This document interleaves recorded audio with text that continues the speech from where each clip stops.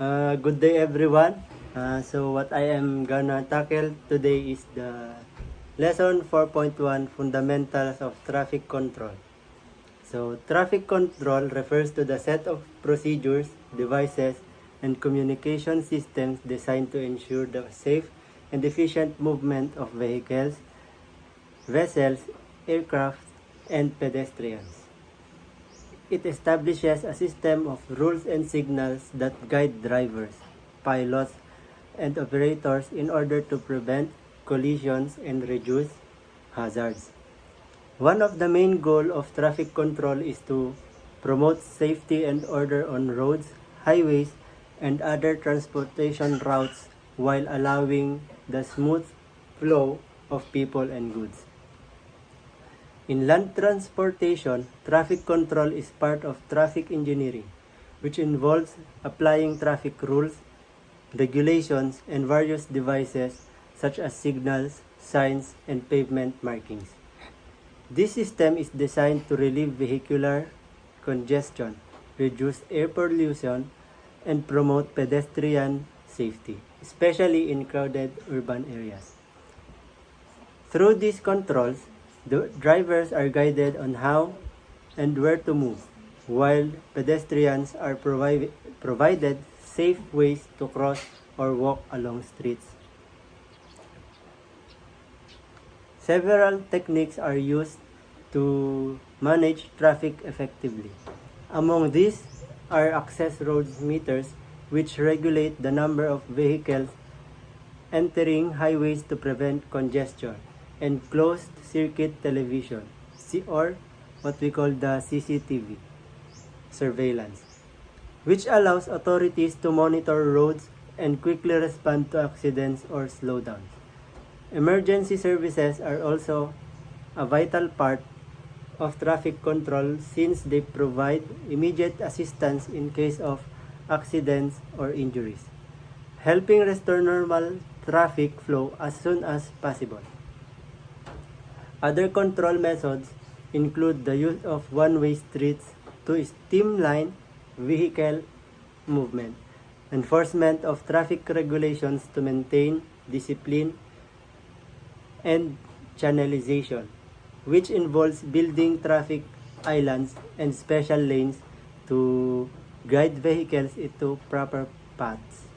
Traffic signals are also used to coordinate the flow of vehicles and pedestrians in intersections, reducing confusion and accidents.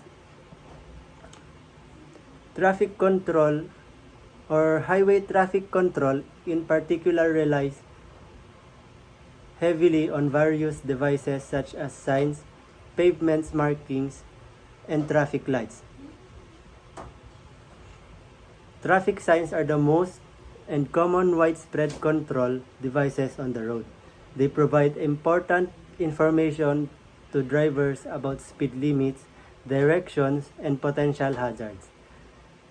Signs may warn drivers to slow down, stop, or avoid certain areas, and they help organize the movement of vehicles by indicating routes and destinations. Pavement markings, on the other hand, help separate lanes, indicate turning areas, and establish zones where passing is allowed or is not allowed. These are often painted in white or yellow and may include effective materials to ensure visibility at night. Traffic signals are among the most recognizable forms of traffic control. Using red, yellow, and green lights, they tell drivers and pedestrians when to stop, go, or proceed with caution. In busy intersections, these lights control the movement of thousands of vehicles daily and are often connected to computer systems that synchronize signal across several intersections to ensure smooth traffic flow. Another traditional method of traffic management is priority control, where certain types of transportation are given precedence over others. For instance, during the time of Julius Caesar in ancient Rome, wheeled vehicles were banned from city streets during the day to give way to pedestrians and horse riders. Similarly, modern cities may strict and entry of trucks in certain neighborhoods or at specific time to minimize congestion. Traffic planners are also used to restraints to discourage heavy traffic in residential or crowded areas. This includes the installation of traffic islands, speed bumps, and concrete barriers that allow slow-down vehicles and prevent unsafe maneuvers. Additionally, some roads have designed or designated lanes for specific vehicles, such as bus lanes and high occupancy vehicles, HOV lanes, which are reserved for vehicles carrying multiple passengers.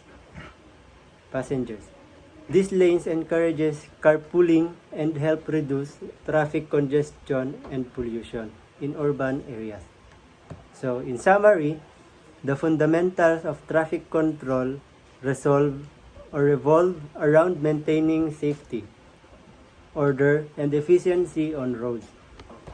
Through the combined use of traffic signs, signals, markings, and modern technology, traffic management system help guide motorists, protect pedestrians, and prevent accidents.